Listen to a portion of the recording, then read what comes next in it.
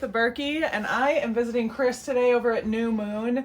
You know, we've been getting a lot of calls, a lot of questions about the upcoming Fat Bike Birkie, and we just want to let you all know that the folks here at New Moon have you covered. Chris is going to share some tips with us about tire selection, going from being a recreational rider to maybe doing your first race, and some other important information for next weekend. Good stuff. Yeah. I think probably one of the most important things to understand this time around, since we had an ice storm, is that it's going to be okay.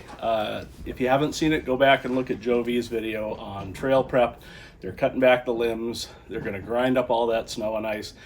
The trail's going to be really awesome. I mean, it probably couldn't be a better setup for the Fat Bike Birkie. We've had a low snow year generally, so things were compacted well. This warm up with a little rain and ice mixed in will till beautifully with the big equipment. It's going to be probably the best trail that we've seen maybe ever. It should be outstanding. And very importantly is that you don't necessarily need studded tires. And I think it's a case where if you're a little unsure or a little uneasy about racing on a fast trail with really fast downhills, studded tire isn't a bad idea. And a lot of people will be using them. I'm going to guess probably half the field will probably have studded tires. This is a 4-inch studded tire, so that will be a really common setup. If you're at all nervous or you're having confidence issues with Fat Bike Birkie and traction, go ahead and run your studs if you have them. If you don't, you can get them. We've got lots in stock. It's kind of one of the bright spots in the bike world right now. There is good stock on tires. And I think anytime you can add to your confidence with traction or bike handling, you're going to ride better. You may not actually need them, but you'll probably ride with more confidence and more safely if you have them. And that's a super important consideration. If you're questioning your ability at all, just run the studs. If you're a racer, you probably know what you're going to do. If it were me, I'd probably run my studded tires, but I have them on all year, so it's no big deal. One thing that we also get asked about is how wide of a tire or how much volume in the tire should you select. If we had softer snow, I would encourage you to use a wider tire. That would mean like a 4.5 or 4.6 like this one. That's a 45 North with a very wide, large casing. In this case, we've got a firm trail, so if you like your smaller tires, if you want a little bit crisper feel or faster roll, some people will probably switch to their 4-inch tires or 3.8, so a little narrower stance, a little less volume, a little lighter weight, less rubber on the road, as it were. If you're not sure or don't have a second set of tires, that's okay, because both will work very well. With proper air pressure, all tires should roll really nicely. Secondly, the big question is how much tire pressure. With the compaction and all the moisture that was in the snow, we're not going to need to run low pressures, and that's been an issue in the past.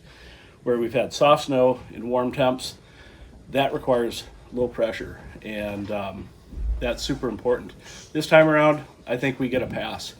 If you like low pressure for traction or stability, it kind of causes the bikes to mellow out. That's fine, and you'll probably ride more safely because of that. But if you're looking for speed, go ahead and bump the pressure up. And by up, I'm talking in our context maybe 6, 7, 8 pounds. For some people, that might be 10 or 12 pounds. I think around 7 or 8 pounds, you're kind of at the functional max for your tires. That means that if you press your thumb into it, it's not going to go in real far. It's plenty of support, and that will be a little faster on a hard track.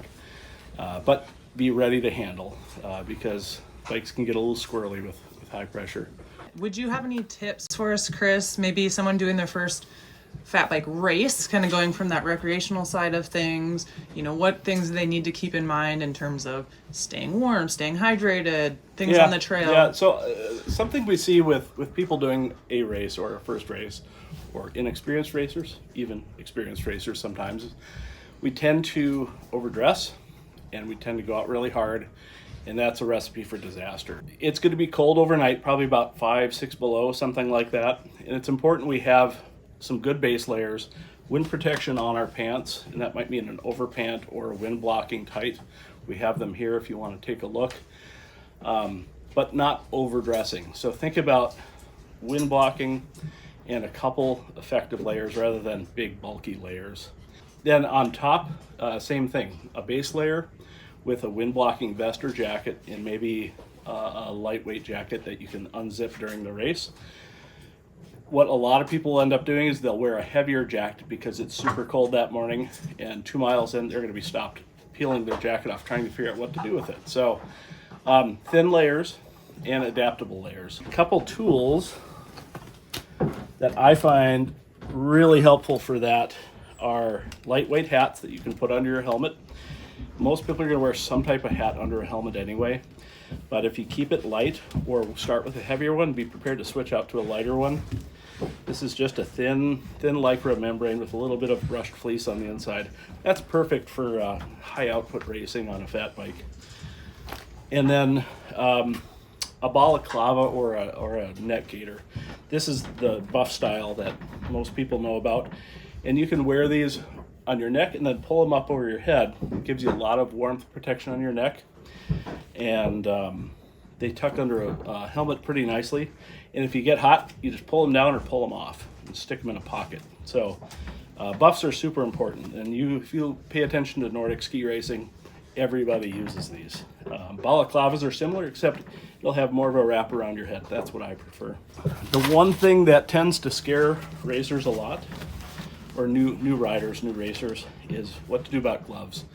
I think it's important to know that it's okay to use mittens or split mitts. A mitten is going to be easily the warmest solution, and as long as you've got a thumb wrapped around the bar, you should be able to access your shifters and your braking without too much trouble.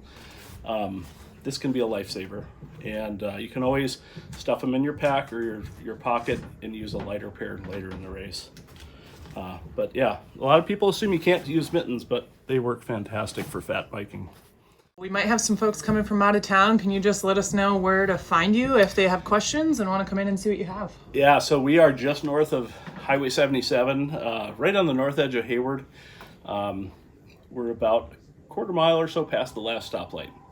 And we're going to be here all day Friday, probably late a little bit. And I would encourage you to stop in. If you're not sure about your tire pressure, stop in. I've got a low pressure gauge. These are pretty slick, and we can help teach you about how to use that. And if you go to the start with a low pressure gauge, you'll be pretty confident in your choices. But we'd be happy to help you, and we can check you with this. Lots of studded tires. We even have fat bikes in stock. Lots of clothing and great sales. So good luck. Hope to see you on Friday. Thank you so much, Chris.